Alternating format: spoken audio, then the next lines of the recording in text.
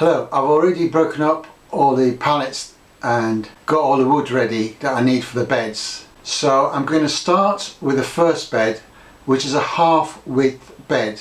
It's the first bed that joins onto the old greenhouse building. So obviously it's got to be half width because I can't access it from the other side. I can only access it from one side.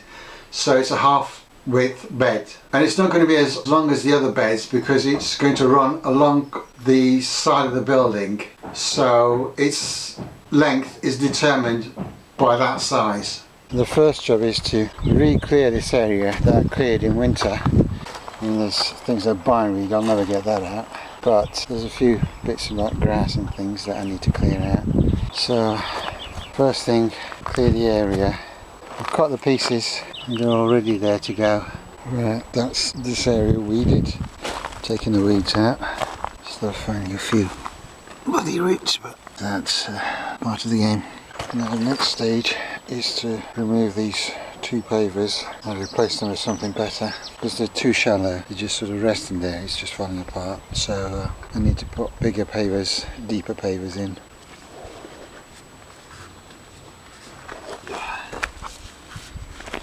Too narrow. I think these pavers are just too narrow to do the job.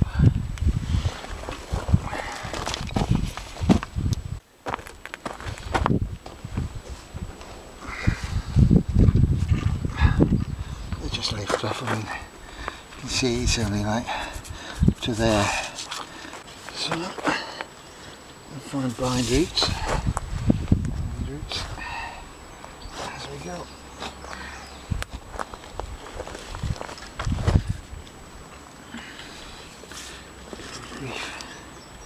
Size of these things. Right, I've dug a hole and I put the paver in. It's the right height, but there is a problem that this wall is not level, it's all wonky, and you'll be able to see it if I put the spirit level on it. You can see there's quite a big gap in the middle. If I put that side on, you can see better. If the wall was flush and level, these should be level, but they're not. If I do that, they become level, but then you can see it's quite a big gap. I could just about get my finger through. There. So it's quite a big gap, and that creates a problem that I can get the pavers flush with the wall, but it'll be uneven, it won't be level. But if I make it level, it will not be flush against the wall. It's going to look wonky either way. I'd rather have it level and it not being flush against the wall. But yeah, I mean, they obviously hadn't heard of plumb lines when they built these. They're all wonky, so I'll have to make the best of what I can, but just have to try and level this as best I can and get it as close to the wall as I can. But it won't be perfect. Right, I've put some stones under it to make sure this is level. Now I can hold that straight and fill in around it. Okay, that's done. It's not perfect, but it'll do for now. Right, it's time to connect the pieces of the bed together. I'm going to start with the ends and get those connected up, and then the piece in the middle, and I have to cut a little piece for the little gap, but I'll show you that later.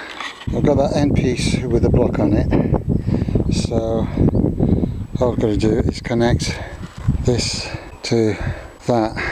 So I'll just nail that in. Okay, so that's done. So essentially it goes on like that, and it'll go right up against the wall, and it'll go right up against that block. So that is the start of the bed. I'll do the same on the other corner and connect the middle pieces.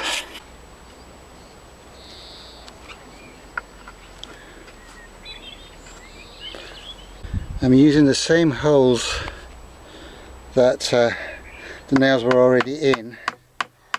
Okay, so that's where the nails were, in these two holes. so I just stuck them back in and then just nailed it to the other piece. So now the other end is done. Now obviously the ground is uneven, so I need to level off these two pieces first, make sure they're sort of level. This ground, because of it being uneven, you see there's a big gap there and bump there, and then this end is quite a big gap between the pallet and the ground, so I need to level these off first before I do anything else. It's quite clear that it needs to be dropped at this end quite a bit.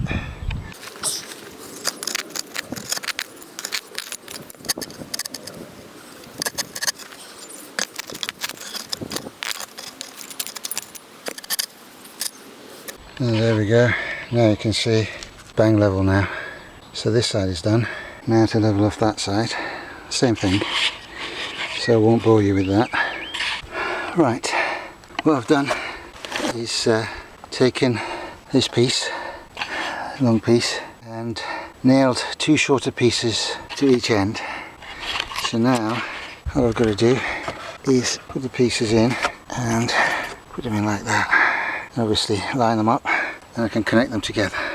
So that's the first bed done.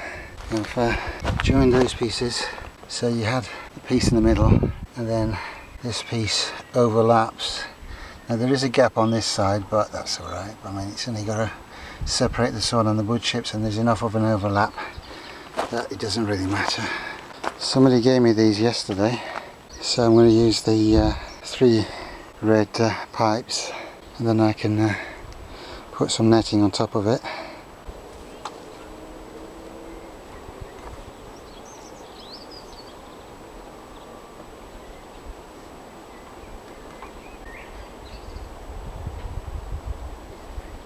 Right, well, I've got to secure these, but looks alright.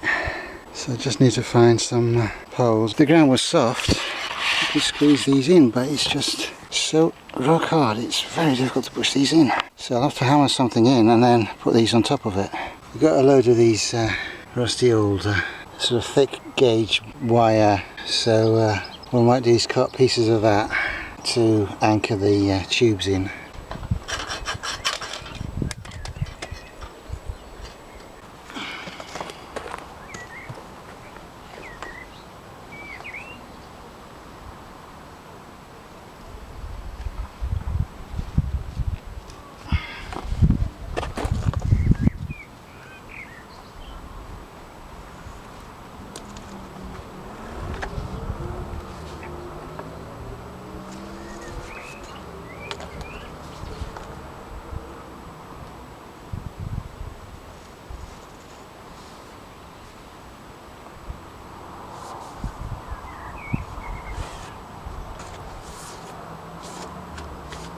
Yeah, that looks fine. Very good and steady. Excellent. So, a couple more. We've got 4 more pieces like that. Right, that's the hoops done. And I'll connect the white pipe down the middle of these. And then I can put a net or a plastic over it. In fact, because I put the wire in and then put these on top of it, it's actually not got a lot of give that way. I mean, I'm pulling on it, so it's not going to go this way or that way very much. So it doesn't need the white bar to connect the 3 pieces together, because all it's going to have is a net to protect the plants from pigeons, so it's not going to have anything heavy on it.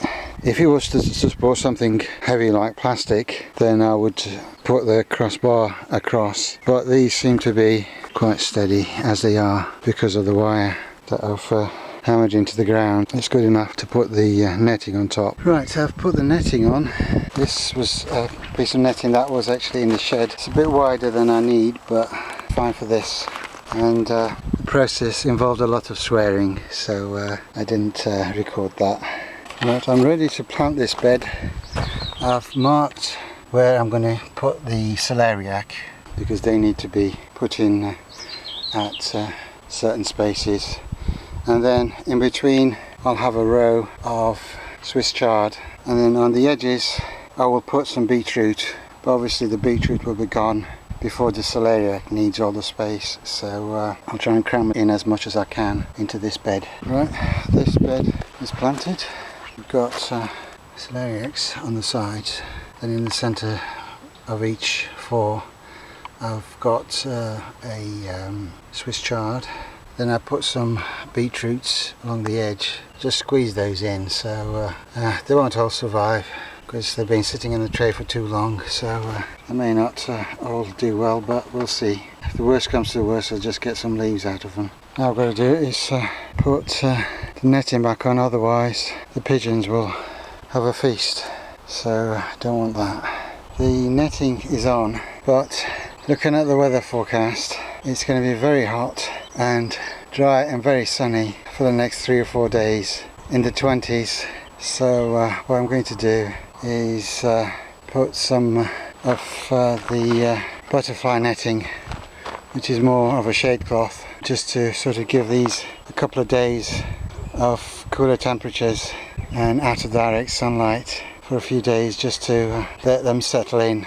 They are nice healthy plants, so I really don't want them to go into transplant shock. Some of them are a little bit yellow because they've been sitting in the pots too long, but they will recover so long as I don't shock them too much, so putting that shade cloth on would be a wise move.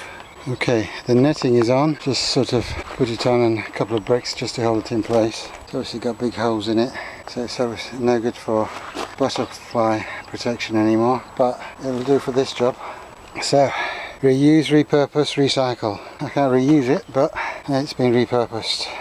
Well, that's that bed made and planted, and in the next video I'll show you how I made one of the full-size beds. So goodbye for now and come back soon.